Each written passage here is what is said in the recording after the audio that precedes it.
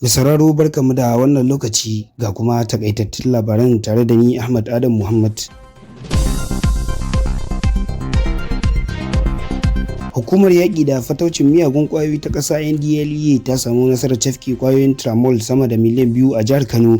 Hukumar ta bayyana hakan a cikin wata sanarwa da ta fitar a ranar Lahadi, inda ta ce an samu nasarar cafke ƙwayoyin ne bayan jami'anta sun tare wata mota ƙirar Toyota Sienna akan hanyar Kano zuwa Jigawa. A cikin motar an gano ƙwayoyi 200,000 na Tramol da kuma ƙwayoyin Prevalin guda 217,500.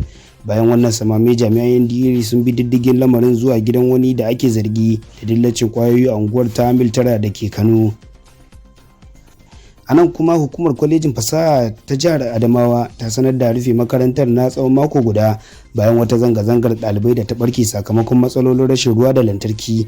Ɗaliban makarantar sun gudanar da zanga-zanga a yau Litinin, suna bayyana fushinsu kan matsanancin rashin wadatar ruwa da hasken lantarki da suke fuskanta a harabar makarantar.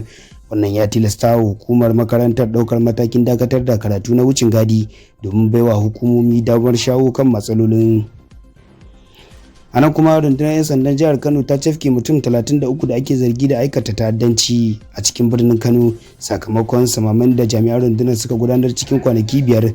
A wata sanarwa da kakakin rundunar SP Abdullahi Haruna Kiyawa ya fitar, ya ce an kama waɗanda ake zargi ne tsakanin 23 zuwa 28 ga watan Afrilun shekarar 2025 bayan samun bayanan sirri daga jama'a. Sanarwar ta ce tawagar musamman da CSP Bashir Musa Gwadabi ke jagoranta ta cafke mutane ɗauke da makamai masu haɗari, miyagun ƙwayoyi da kayan sata. Kwamishinan 'yan sanda na Kano CP Ibrahim Adam Bakori ya bayyana cewa rundunar za ta ci gaba da gudanar da sintiri da samame don tabbatar da zaman lafiya tare da karfafa hulɗa da al'umma domin daƙile miyagun ayyuka.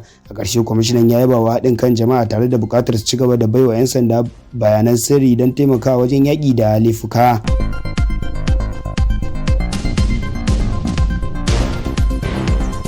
Ƙarshen takaitattun labaran kenan na wannan lokaci.